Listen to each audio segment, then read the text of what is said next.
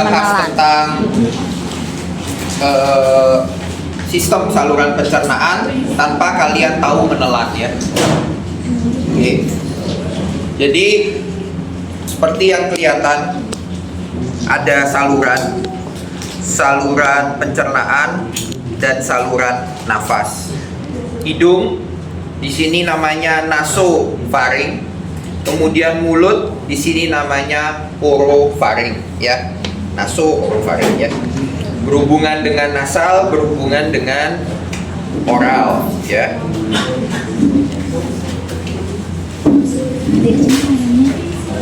Dan ada struktur seperti katup yang kita sebut dengan epiglotis ya. Kalau ini saya zoom, saya perbesar, ini epiglotis ya.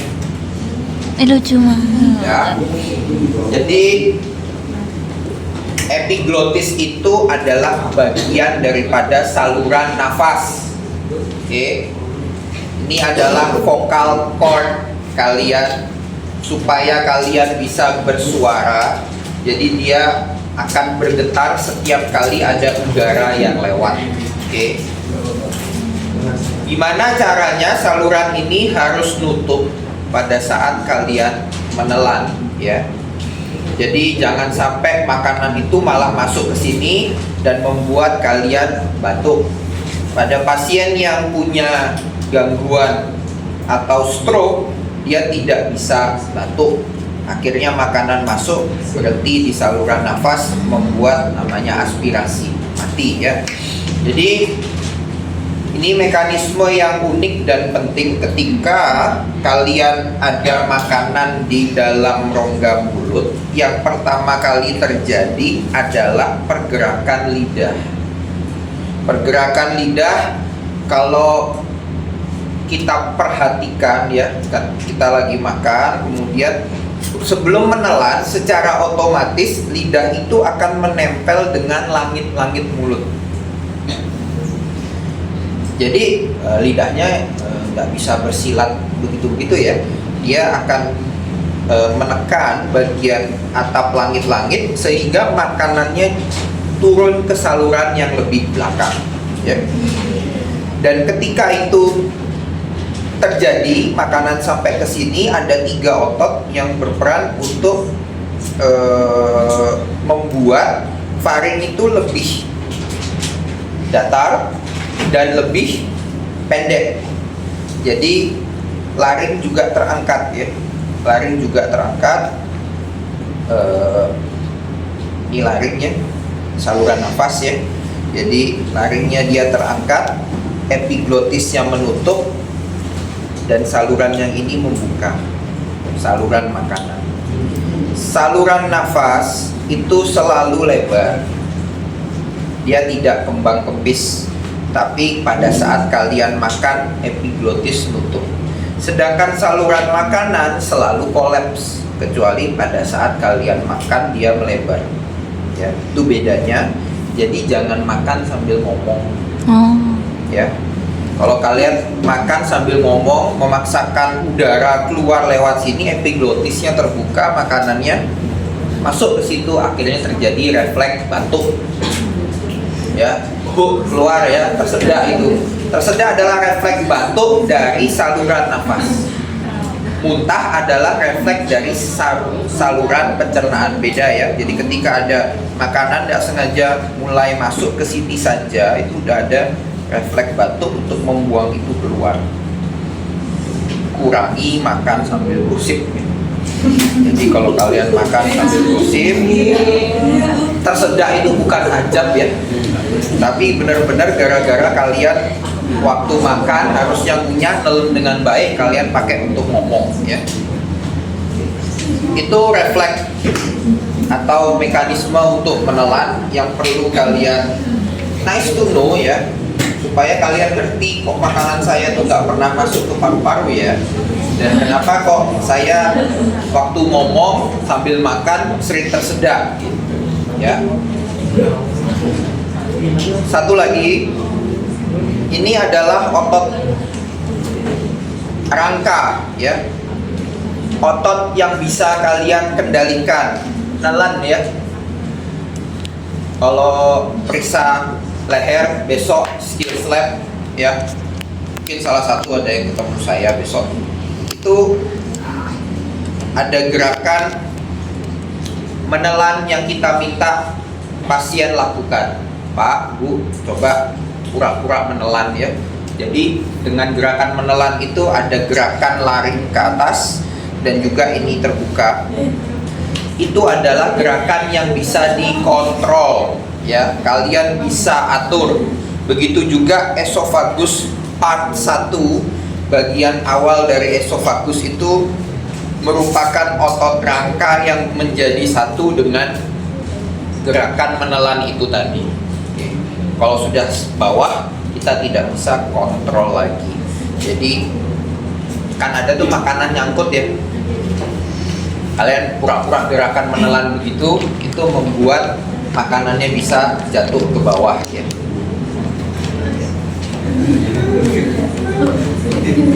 Oke. Ini ada lubang. Ada lubang yang menghubungkan, pernah dengar tuba Eustachius ya? Tuba Eustachius itu saluran telinga tengah, telinga dalam dipisahkan oleh membran timpani, kemudian telinga luar. Ketika terjadi perbedaan tekanan udara pada saat kalian naik pesawat misalnya atau menyelam ke dalam, akan terjadi perbedaan tekanan yang dipisahkan oleh membran timpani itu. Ketika kalian melakukan gerakan menelan, tubanya kebuka. Maka dari itu kalau kalian mau menyamakan tekanan di telinga, pura-pura nelan atau minum air atau ngunyah permen, itu membuat tubanya terbuka, jadi tekanannya disamaratakan, telinganya nggak sakit lagi ya.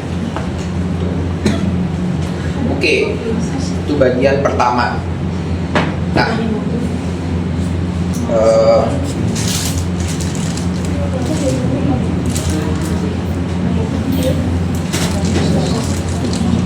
pertanyaan pertama, kira-kira ini usus kecil atau usus besar? Besar. Kok bisa ngomong usus besar? Karena besar gitu ya.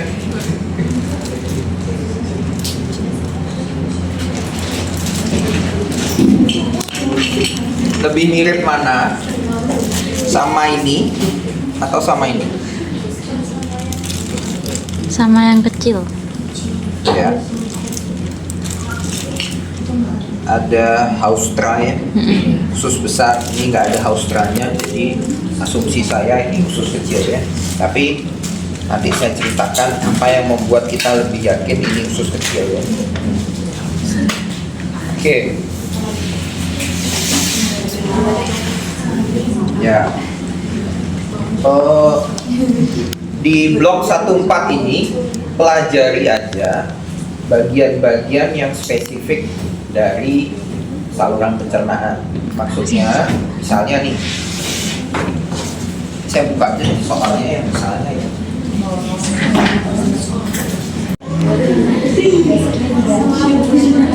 Bejir. Kayak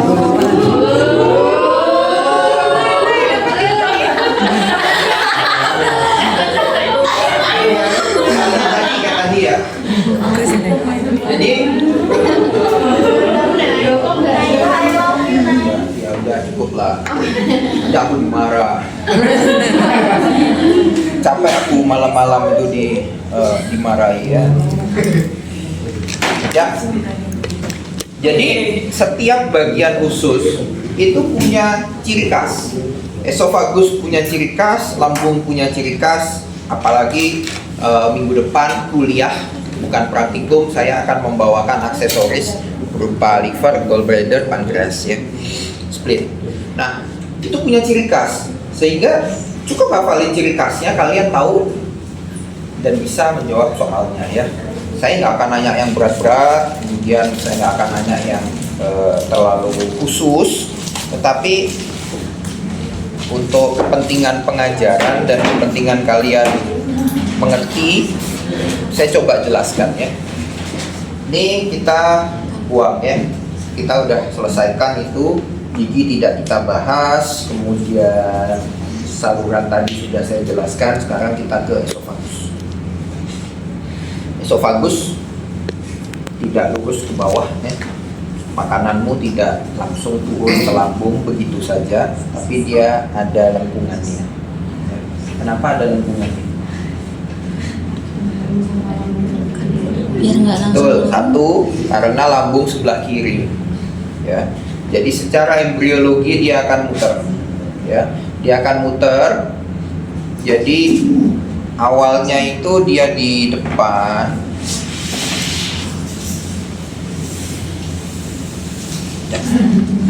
Boleh nyentuh nanti ya. Awalnya dia di depan, tapi pada saat dia embriologi dia muter.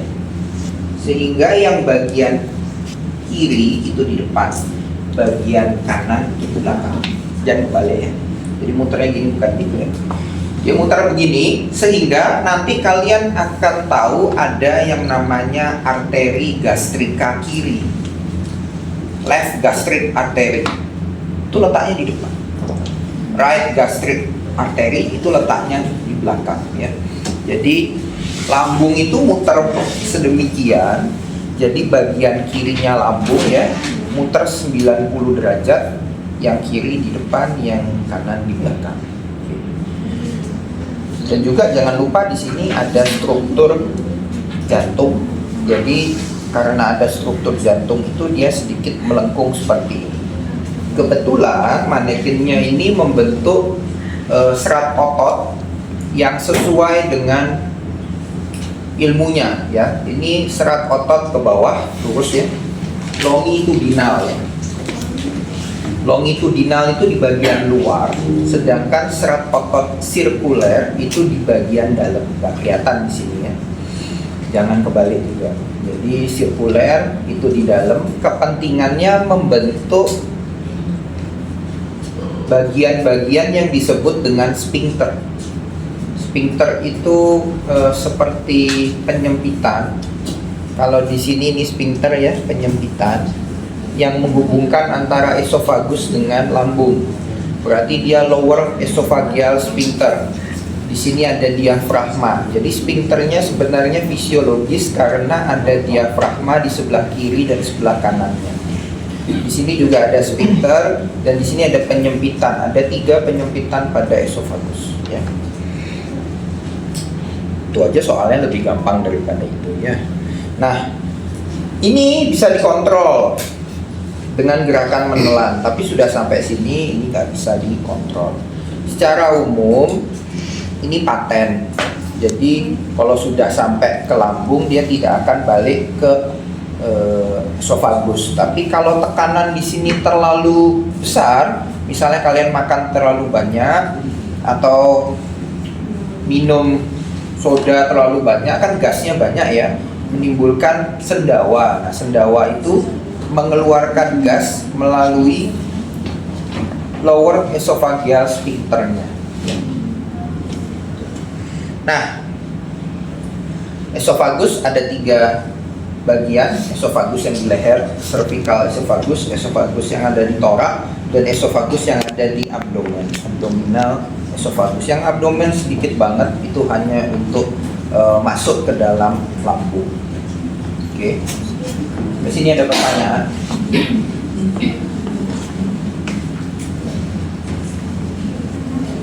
Jadi unik ya, ini saluran pencernaan kalian. Sisanya bukan saluran pencernaan. Nah, habis esofagus masuk ke lambung. Lambung berbeda dengan usus yang lain. Lambung punya bentuk yang tidak tubuler, bukan seperti pipa ya. Harusnya dia pipa begini, tapi karena secara embriologi ada perputaran rotasi 90 derajat dan ada bagian yang lebih renggang, akhirnya terbentuklah seperti balon begini. Lambung dibagi menjadi beberapa bagian yang harus dihafalkan ya. 1, karena dekat dengan jantung, diafragma kita sebut kardia. Sini kardia, bukan kardiak ya. Kemarin tuh saya ngajarin lobus parietal, ada yang jawab lobus oriental. Ya. Itu pun ku kasih nilai.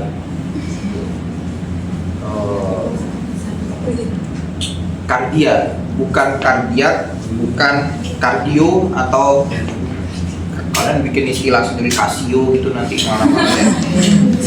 Kardiak. Terus juga jangan tulisan tuh sengaja diperjelek ya, supaya saya nggak baca terus kira-kira oh kayaknya bener nih gitu.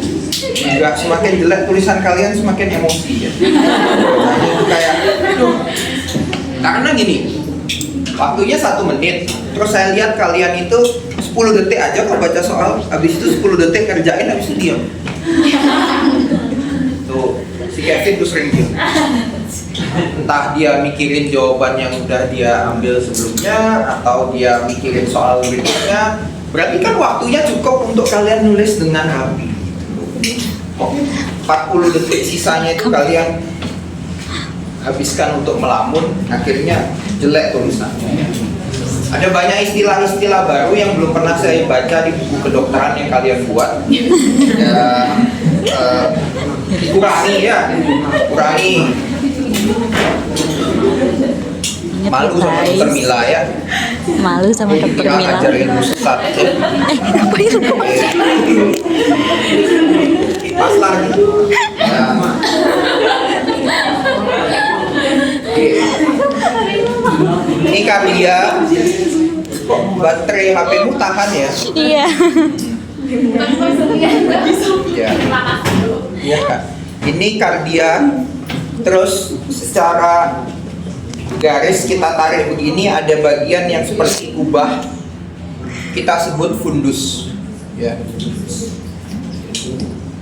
Gaster punya fundus. Ini juga gallbladder. Tadi diplastisin bagus tuh, gallbladdernya gede. Itu juga punya fundus. Fundus itu bagian yang ada kubahnya. Fundus ya. Body atau bahasa Latinnya corpus ya, corpus ya, body. Kemudian ini namanya pylorus ya, pylorus. Ini udah sampai duodenum. Pylorus ini dibagi dua, pylorus kanal atau kanalis pylorus, dan antrum ya. Antrum itu zona transisi antara korpus dengan pylorus ya. Oke. Nah, seperti yang kelihatan, lambung itu tidak mulus, tidak rata ya. Karena lambung kalian itu bisa terdistensi atau kembung seperti balon sampai ini benar-benar rata. Berarti kalau dia kena makanan asam pada saat kalian seperti ini, dia lebih rentan untuk cedera ya, karena langsung dengan permukaannya. Kemudian nanti kalian udah kuliah fisiologi tadi ya? Udah. Dokter Arif ya? Ya. Diajarin apa? Manipulasi. Dari TikTok. Apa? Inovasi. Inovasi. Nervus vagus. Ya. Terus apa lagi? Harus ini. Kuliah fisiologi berapa kali? Enggak, maksudnya besok-besok ada lagi. 5 kali. 5. Oh, ya. Berarti 5 kali 4, 20 soal. Wow. Biokimia? Nah, maksudku kalau belum dijelasin, aku jelasin gitu. Jadi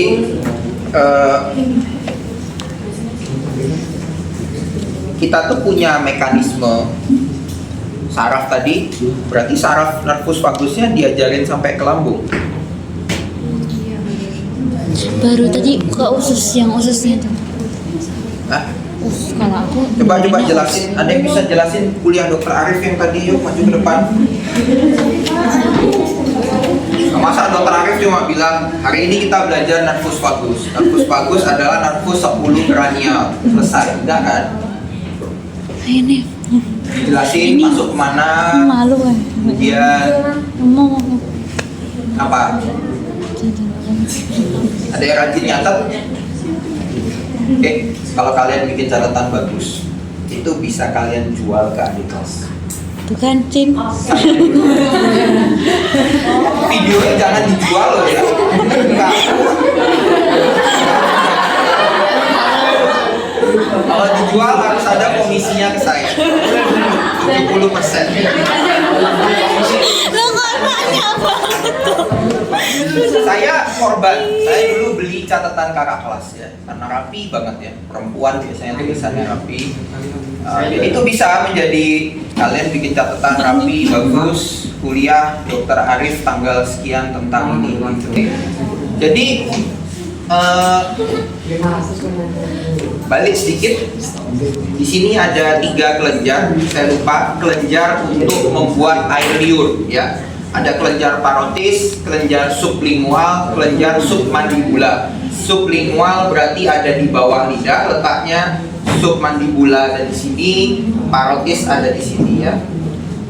Maksudnya apa? Nervus vagus yang tadi secara unik ketika kita baru memikirkan makanan ya, sudah keluar air liur ya.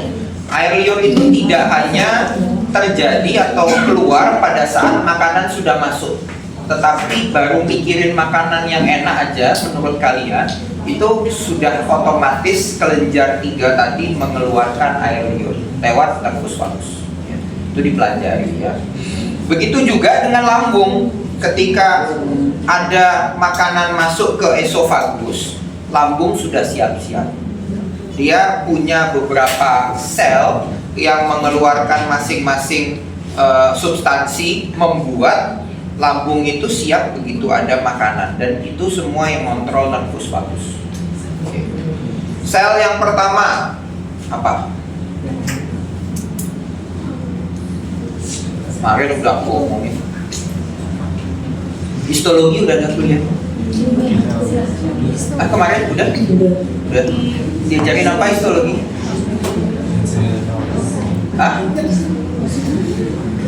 Sistem pencernaan atas. Saluran pencernaan atas, berarti lambung dong. Apa histologi yang diajarin? Lapisan lambung diajarin nggak? Ya. Ragu gitu. Siapa yang ngajarin kemarin? Dokter Tiwi ya. Oh, apa lapisan lambung? Paling dalam? Mukosa. Bawahnya mukosa? Di situ? Serosa. Oke. Mukosa. Mukosa yang kelihatan dari dalam ya. Berarti dia yang berbentuk ruge. Kalau di lambung kita sebutnya ruge ya. Lipatan-lipatannya ini. Kemudian submukosa itu mengandung banyak sel. Selnya apa aja? Itu kan ngomongnya sel kan. Parietal sel dengan diajarin. Parietal hasilnya apa?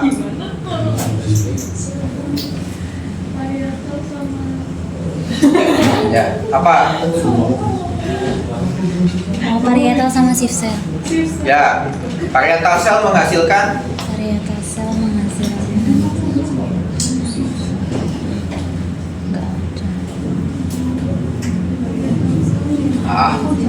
masa banyak ajaran SMA lupa. HCl ya.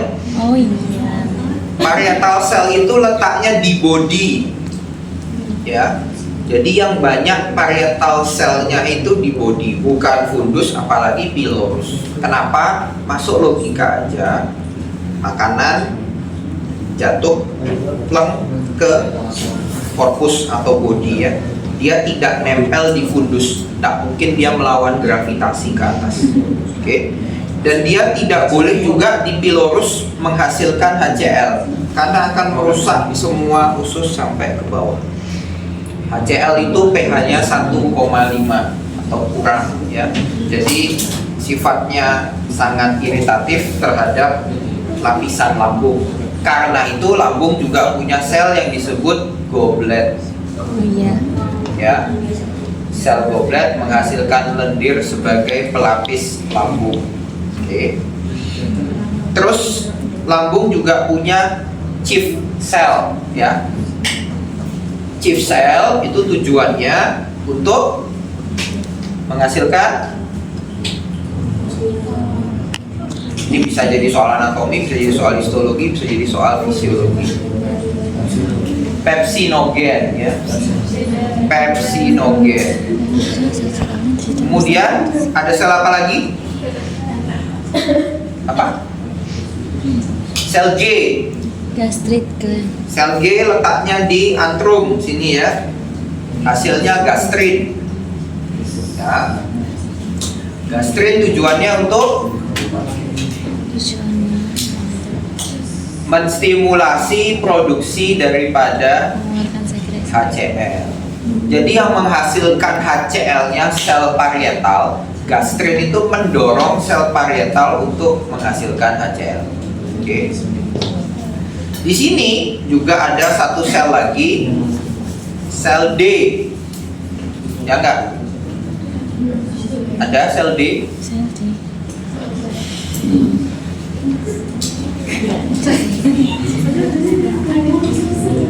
Gawat nih.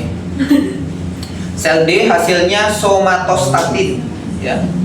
Somatostatin statis itu fungsinya menghalangi produksi daripada HCl biar gak terlalu asam. Nah, di sini ada sphincter, di bawah juga ada sphincter, supaya lambung yang bisa menampung sekian banyak makanan, kalau kalian suka all you can eat ya, semua nampung di sini, tidak semuanya akan langsung ke bawah, tapi bagian per bagian lewat sphincter yang ada di pylorus menghasilkan bahan yang kita sebut chyme ya, CHYME ya, chyme. Kalau ngomong chyme jangan nanti tulis di responsi anatomi kain gitu ya, atau bahasa-bahasa lain. Chyme, CHYME ya. Chyme itu seperti bulatan-bulatan. Kalau di sini masih namanya bolus ya, bulat juga. Kenapa disebut bolus? Karena belum kena enzim.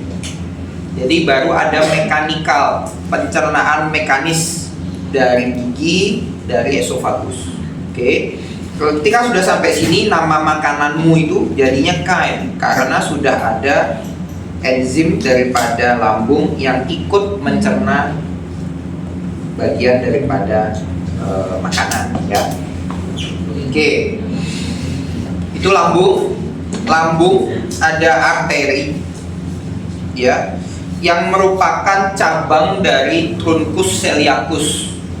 Jadi semua yang ada di dalam perut itu otomatis asalnya dari aorta abdominal.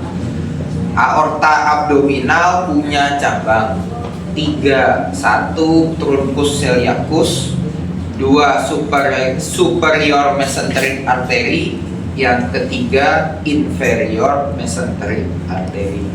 Nah, yang paling atas ini masih di saluran pencernaan atas, berarti yang mensuplai lambung adalah cabang dari truncus celiacus yang menjadi arteri gastrika kanan dan kiri ya. Kiri ya terutama ya. Jadi ini diingat 3 cabang utama daripada truncus celiacus ya. 1 adalah arteri gastrika kiri. 2 arteri splenicus ya, spleen ya. Ada limpa, ada arteri yang panjang ke sana, itu merupakan cabang utama dari truncus celiacus juga. Yang ketiga adalah common hepatic artery atau arteri hepatik komunis ya. Berarti 3 cabang daripada truncus celiacus. Nanti ditanya itu ya. Oke, salah satunya left gastric artery mensuplai bagian daripada lambung ya. Kemudian cabang dari splenic artery itu adalah arteri hemiploica gastrik di sebelah sini ya. Saya lupa tadi, ini curvatura minor, ini curvatura mayor. Besar. Curvatura minor ini ditutup selaput ya, yang kita sebut dengan lesser omentum ya. Omentum itu selimut, karena curvatura minor berarti lesser. Omental kecil, lesser omentum. Ini juga ada selimutnya dari bagian greater curvature, jadinya greater omentum ya. Greater omentum. Oke. Itu yang mau saya bahas sekarang, peritoneum. Gak ada gambarnya, agak sulit untuk dibayangkan. Coba kita buka, kita bahas minggu depan. Nanti bantu Mas Rizky menyusun ulang pasal ini ya.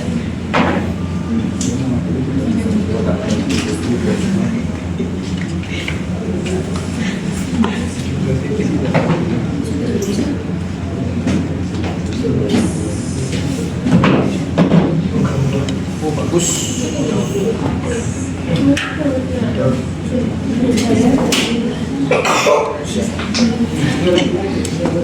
Ini adalah esophagus thoracalis. Lewat di sebelahnya adalah aorta thoracal ya. Kalau yang ke bawah aorta abdominal ya. Tadi ada jantung di sini ya. Saya buka. Ini apa namanya? Yang di zoom ini bukan perutku. Iya, iya. Ini lambung ya. Apa di dalamnya? Oh ya, sama ruge ya. Oke. Nah, jadi perut atau abdomen itu diselimuti oleh lapisan dari belakang sampai ke depan, membungkus ya. Seperti plastisin ini dibungkus oleh plastik ini ya.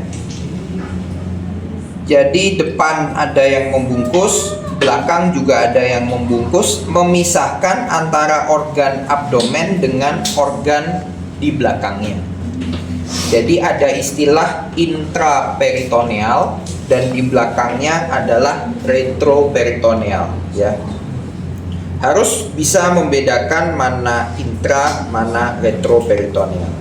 Semua yang kelihatan dari dalam itu adalah intraperitoneal. Dari depan maksud saya. Ini misalnya transverse colon, kelihatan dari depan berarti dia adalah intraperitoneal. Semua small bowel, begitu juga gaster, kelihatan dari depan dia adalah intraperitoneal ya. Esophagus jelas enggak karena dia ada di torak ya. Begitu kita buka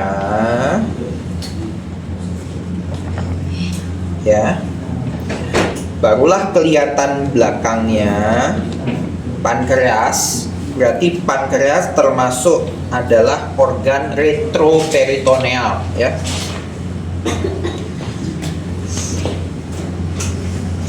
Lanjut, duodenum kelihatan. Ada duodenum yang kelihatan dari depan. Ini C ini ya duodenum ya, cuma 12 jari ya, kecil. Dia bentuknya C begini, yang di depan berarti part pertama dari duodenum adalah organ intraperitoneal.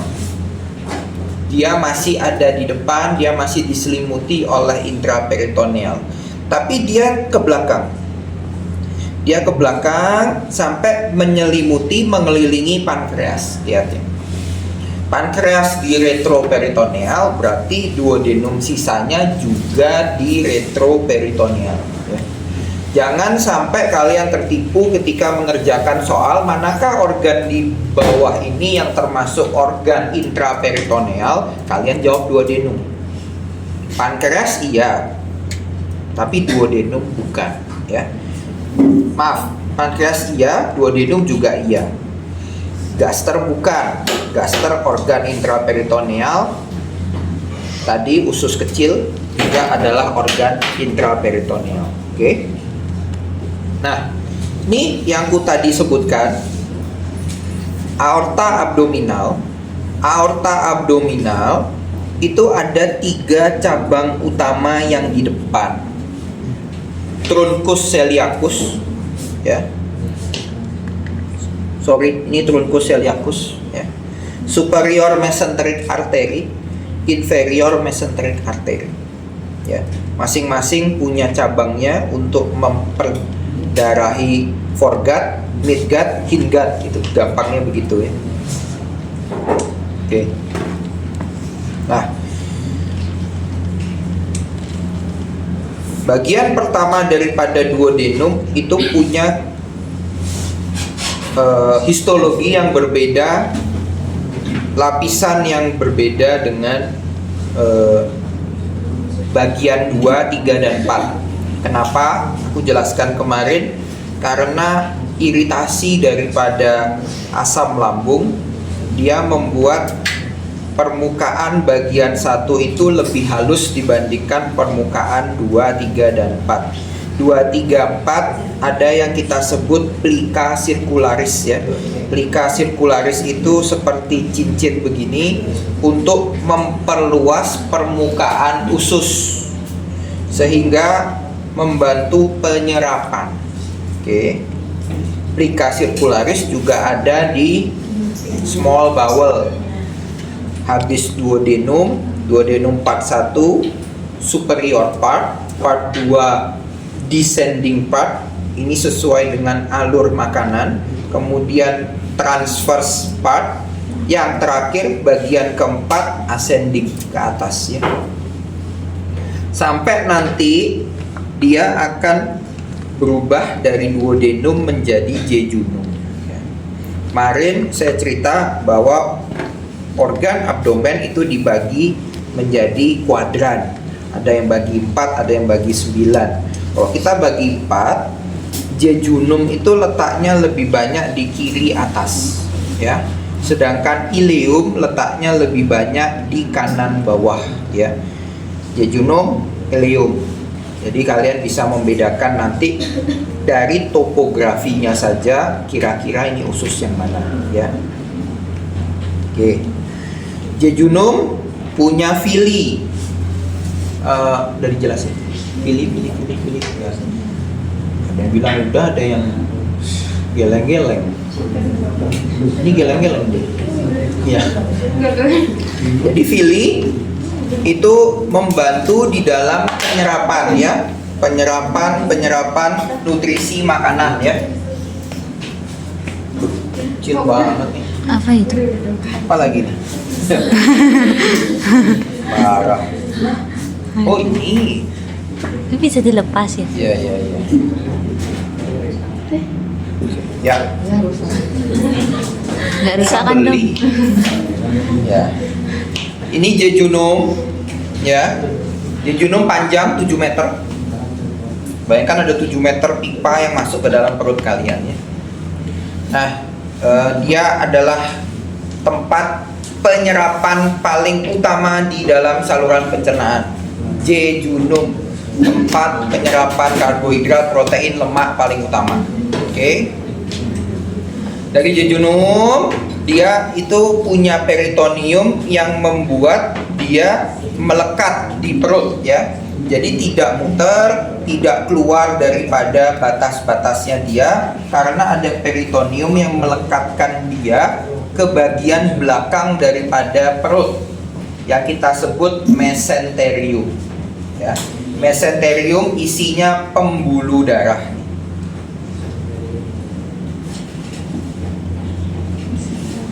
Jadi kalau ditanyakan pembuluh darah itu asalnya dari mana, tetap yang tadi, aorta abdominalis punya cabang. Dari situ dia akan masuk ke antara dua lapisan mesenterium, jalan ke masing-masing bagian ususnya, ya. Nah, jejunum gampang, yang mensuplai darah adalah arteri jejunal. Jejunal arteri, ya. Ileum juga gampang, arterinya ileal arteri, ya. Jadi kayak kemarin saya tanya tuh waktu responsi anatomi, arteri apa yang memperdarahi tiroid, ya? Itu kan tinggal dijawab arteri tiroid superior inferior, ya kan?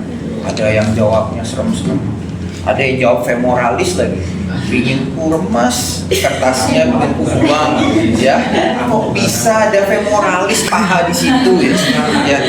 Ya.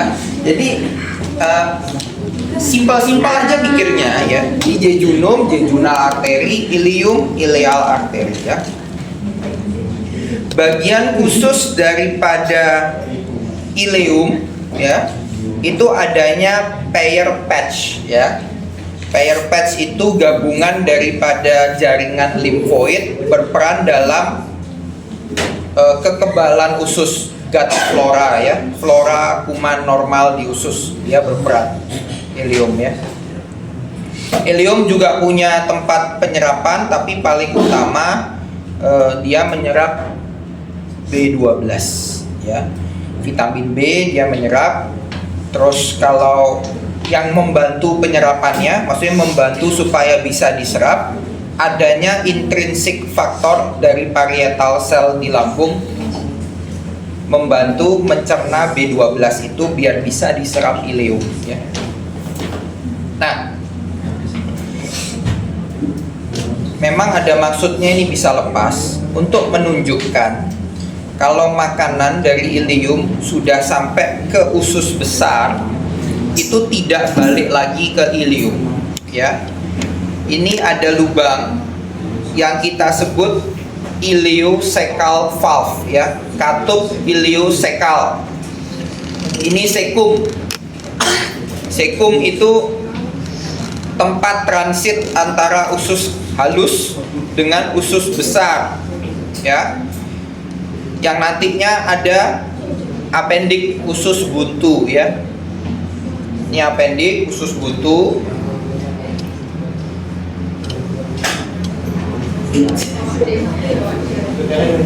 Nah, seperti yang kelihatan, bagian dari kolon, ascending kolon, makanan dari sini, transverse kolon, descending kolon, sigmoid kolon, sampai nanti akhirnya ke rektum, ya, di ke belakangnya,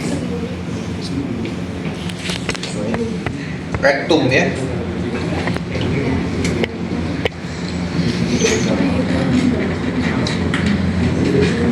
Nah, bagian penting dari usus besar itu adanya haustra. Haustra itu yang membuat dia ada lapisan seperti kotak-kotak ini, ya. Dan berbeda dengan usus halus, dia punya taenia, ya, kayak cacing yang ikut sepanjang permukaan daripada usus besar. Kita sebutnya taenia coli, ya. Taenia coli ada 3, dipelajari sendiri, itu nanti dijadikan soal ujian. Ketika ketiganya menjadi satu, itu bergabung menjadi apendik atau usus buntu, ya.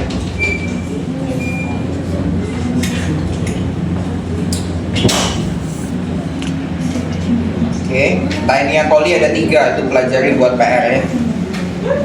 Oke. Terus tujuan dari usus besar adalah untuk menyerap air, ya. Jadi kalau kalian mencret, berarti transit time selama di usus besar itu terlalu cepat, belum sampai padat. Atau kalau terlalu lama kotorannya akan sangat keras, ya. Atau kalian sedang dehidrasi sehingga usus besar menyerap lebih banyak air. Oke. Nah, Suplai darah daripada cecum itu merupakan cabang dari superior mesenteric artery. Superior mesenteric artery tadi sudah ada cabangnya, yaitu arteri jejunal dan arteri ileal. Di cecum ada namanya, karena ini antara ilium dan kolon, berarti arteri iliokolika, ya. Itu merupakan cabang dari superior mesenteric artery. Sampai ke atas itu ada arteri kolika kanan, ascending colon, sebelah kanan, arteri kolika kanan, sampai ke sini middle colic artery. Nah, yang ini itu cabang dari arteri mesenterica inferior. Jadi sudah sampai dari tengah sini sampai ke bawah, sampai ke rektum, itu semua adalah arteri kolika, cabang dari arteri mesenterica inferior, arteri kolika kiri, ya, left colic artery, ya. Sigmoid artery karena ini sigmoid, dan rectal arteri superior karena dia ada di rektum, ya. Oke. Ada pertanyaan?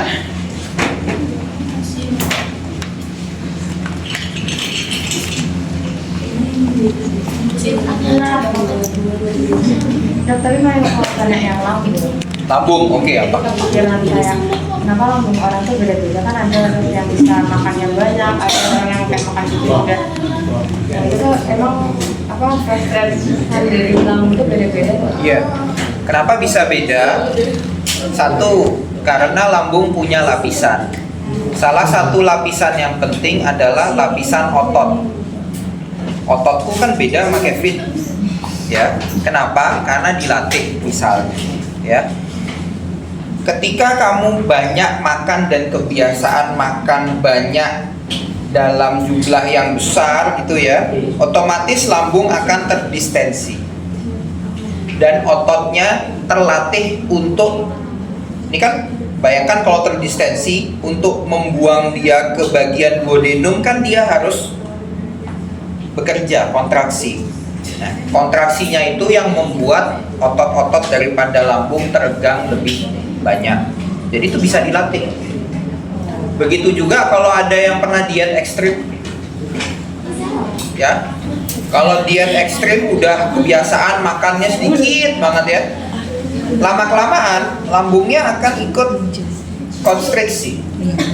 Jadi ketika langsung makan makanan dalam jumlah banyak, mual karena nggak nampung lagi. Nah, itu juga yang membuat orang itu gampang berat badan naik turun. Udah turun begitu, ya, dia kan hanya konstriksi, tapi begitu kebiasaan makan makanan yang ini dia akan kembung lagi. Nah, satu lagi yang jarang dibahas, di lambung itu ada yang namanya leptin. Leptin itu letaknya di sini, ya. Karena itu ada operasi zaman sekarang pemotongan lambung, ya. Tidak hanya untuk mengurangi kapasitasnya, tapi membuang leptinnya. Tempat untuk menghasilkan leptin. Leptin itu sinyal kenyang, ya.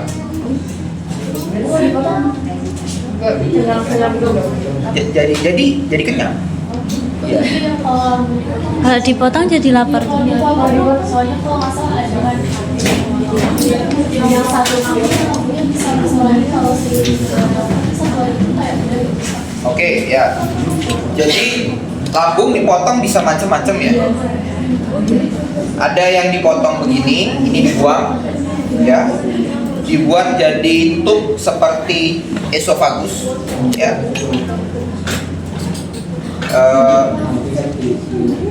Kemudian ada yang lambungnya nggak dibuang, tapi di bypass.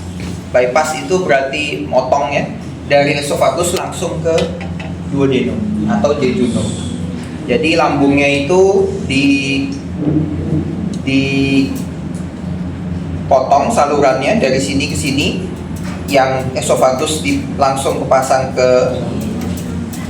jejunum. Jadi makanan tidak langsung lewat tidak lewat lambung, dia langsung ke jejunum. Berarti dia akan menghilangkan seluruh kemampuan lambung terhadap makanan. Makananmu mudah berkuman karena nggak ada HCl-nya dong, ya.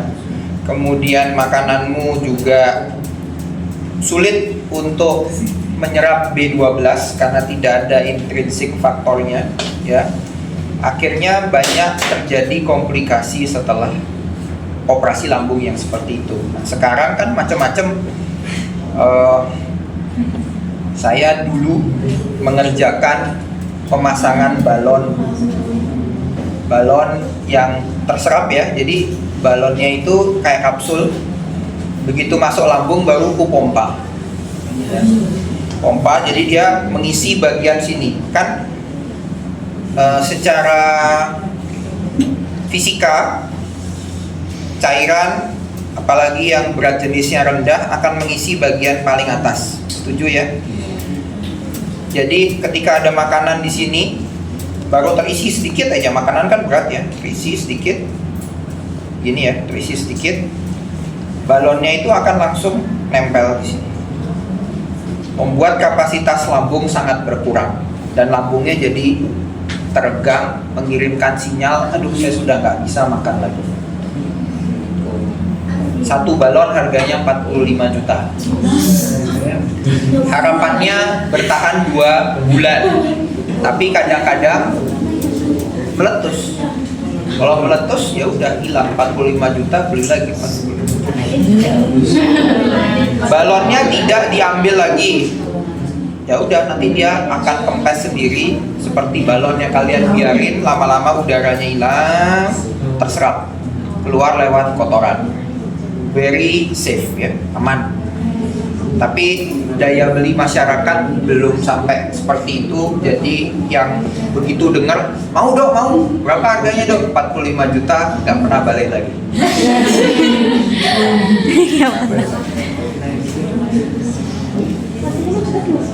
Ya ya.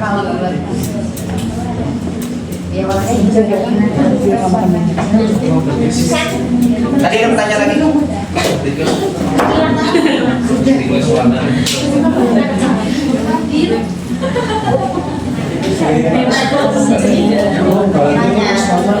Lapar jadinya kadang-kadang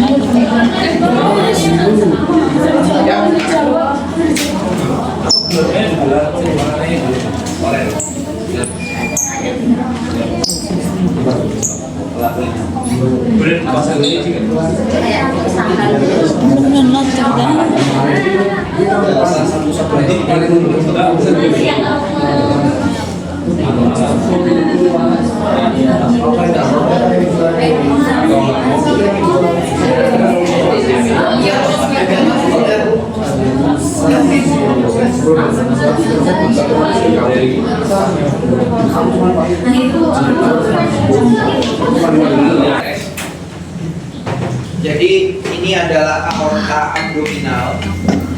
Aorta abdominal itu punya 3 cabang, ya. Truncus celiacus, celiacral, kemudian ada superior mesenteric artery dan inferior mesenteric artery. Truncus celiacus cabang utamanya ada 3, left gastric, splenicus, splenic, dan common hepatic, ya, yang nanti akan memperdarahi liver, kemudian spleen. Superior mesenteric itu cabangnya yang tadi ileosekal, jejunal, middle colic, dan right colic atau kolika kanan. Sedangkan yang inferior mesenteric artery cabangnya adalah left colic, sigmoid, dan superior rectal. Ini dihafalkan, ya. Ini semua arteri yang ada di dalam perut. Oke.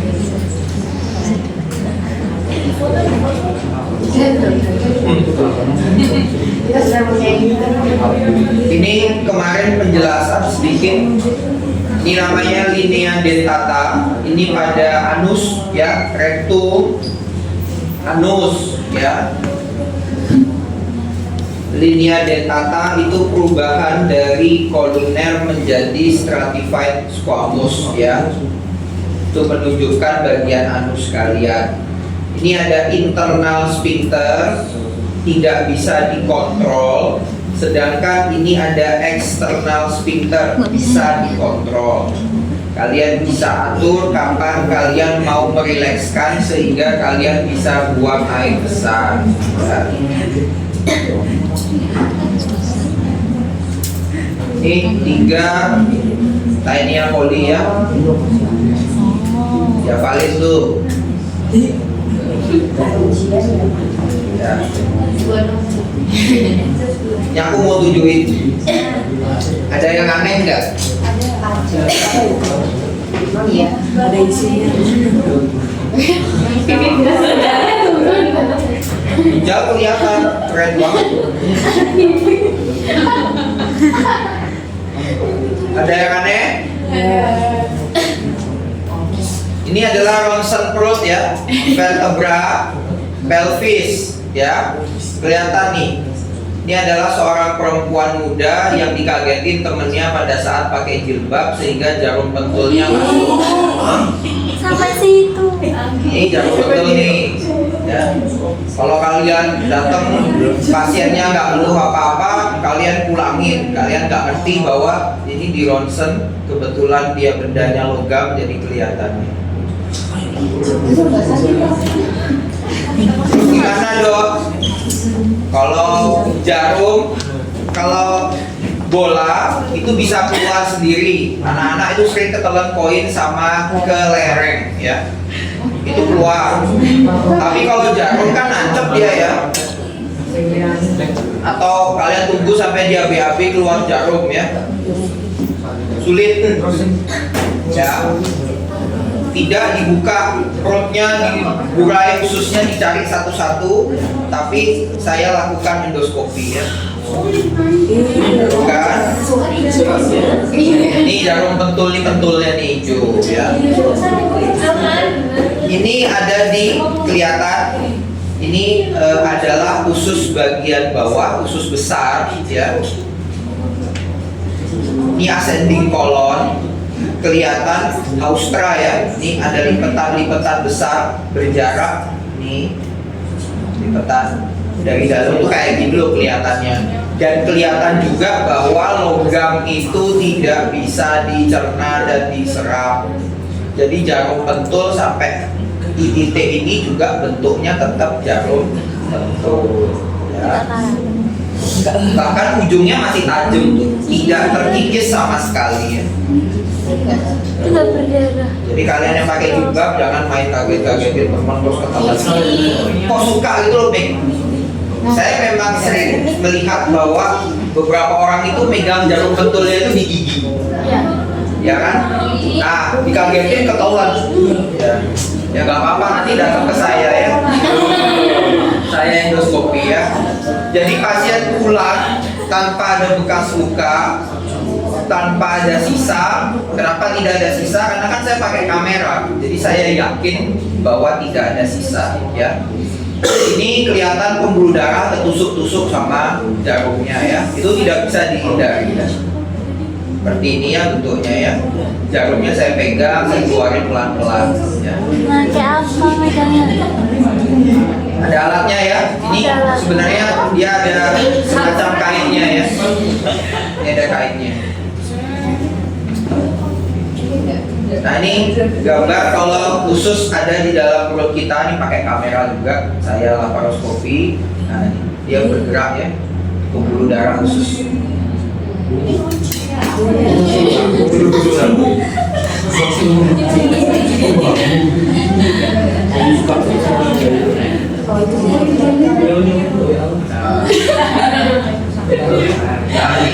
Ini saya nih, keren kan? Biar kalian bangga punya dosen, ya.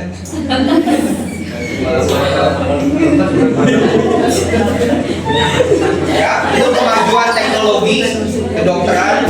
Tapi kalau zaman dulu ngambil satu jarum begini aja perut harus dibelah besar, usus harus ditarik satu persatu. Oh, ini dia jarumnya di sini, ususnya dibuka, diambil, dijahit lagi ya. Bebannya terlalu besar hanya untuk satu jarum betul ya. Tapi zaman sekarang udah nggak perlu seperti itu lagi. Nggak mau. Nice. Kalau kalian suka, jadilah dokter bedah.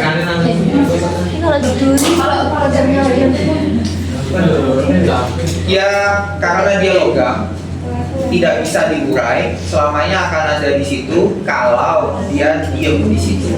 Kalau dia nusuk, berarti kan dia resiko merobek usus. Merobeknya juga belum tentu di satu tempat, bisa di banyak tempat karena dia akan bergerak. Kan peristaltis kan, dia bergerak, dia akan merobek di banyak tempat. Berarti selama ada jarumnya di situ, kamu punya resiko BAB berdarah, pembuluh darah sedikit banyak ya kena jarum.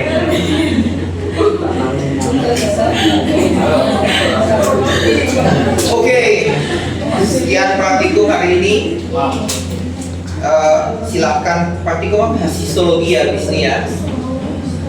Persiapkan diri kalian untuk histologi, tanya tentang sel-sel yang ada di lambung, sering keluar ujian ya.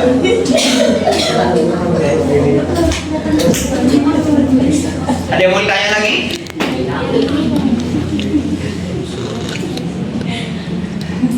Kalau nggak ada, saya mau lanjut buat soalnya. Mas, kita ngeliatin dong. Soalnya gampang, percayalah. Jawabannya salah. Kan jawabannya tinggal ngilang, Tinggal klik. tinggal ngeklik. Untuk dibantuin bikin soalnya Mbak. Untuk dibantuin bikin soalnya. Nah aja. Nanti saya langsung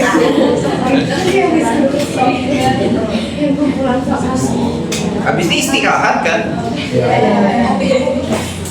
50 menit.